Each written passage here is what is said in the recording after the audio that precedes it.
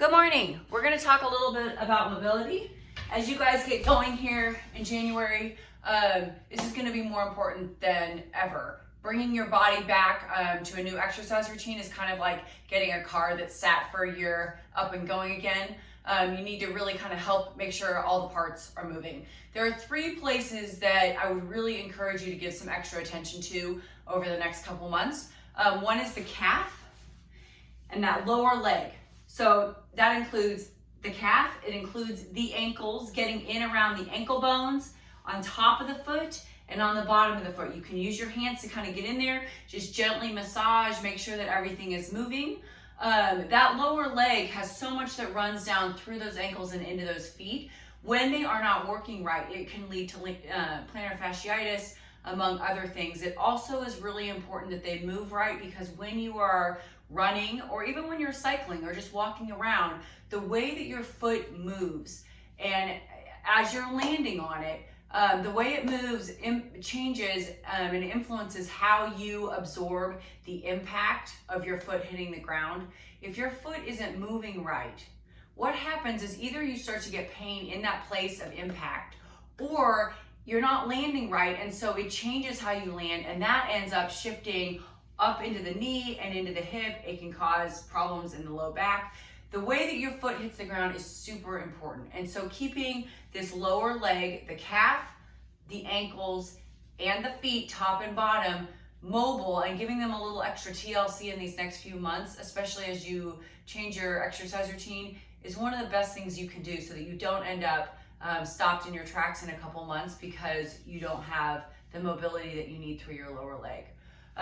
You can do this, partly with a foam roller.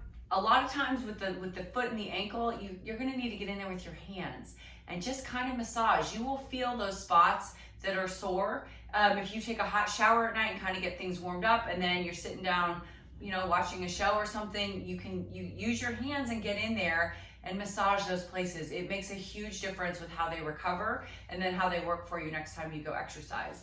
The second place is going to be those hips. So again, roller foam is great for that. You can roll straight up and down. So you're going straight up and down just over those hips, right onto that sacrum is that hard spot right back here. That's a bone that's right in the very back of where your glutes, either side kind of come together here. Roll all the way through there. If you're rolling right at the base here, these are your sit bones. And your sit bones are where your hamstrings come up and attach. So that's a really important place to keep mobile too. You just kind of hang out here. You can sit on the sit bones all the way through, and then over onto the side. The side here is where you've got 2 of those glute muscles that are super important in helping stabilize your hips. They get really tight. They don't like to work. So, waking them up a little bit here, keeping them mobile by rolling onto the side. The other thing you can do is use some kind of a ball. You can use a tennis ball. I've used a water bottle before. And if you sit like this and put the ball right here into that hip socket there, and then you lay down and you open your leg, that really helps get into those glute muscles there. You don't even need anything very big or very hard. This is a very squishy ball, and you just are in here. I sit on it and I just kind of open my leg, and it really gets into those glute muscles. And you just kind of move it around, and you find those places that are sore and hang out there. You don't need to beat the shit out of yourself. It just takes a little bit of mobility work to get them going. So your calves, your hips. The third place is your thoracic spine. So we've got your lower back, your lumbar, we've got your upper back where it's your cervical spine, and then we've got the thoracic spine, which is this mid part through here. This gets neglected a lot, and it causes all kinds of problems when it gets stiff. And because as triathletes, we sit in our bikes like this for hours at a time, what we're doing is pulling everything forward and locking it into a position that keeps it very locked down, and it gets stiff. It gets super stiff. This is we never open up through here, and that can cause problems unto itself. But the fact that we as triathletes then go swim, and with the swimming, your body needs to be able to rotate. And when your spine isn't rotating the way it should, allowing you to move, and we move, you know, when you're swimming, you're not only reaching through here, but then when you go to breathe, you need to be able to turn even farther. And if your spine isn't allowing you to do that, what happens is that you start to compensate with your shoulders a lot of times. And so those shoulders then start moving in positions they're not meant to move. And the same goes for your neck. So all of a sudden, because your back isn't moving and rotating the way it's supposed to, you start, you know, doing that with your shoulder and your neck, which can lead to all kinds of problems. So the thoracic spine, and this is a tough spot for me. I mean, this spot just, it kicks my ass, frankly. So there's a couple things that you do. One, I feel like I start at the base of my rib cage.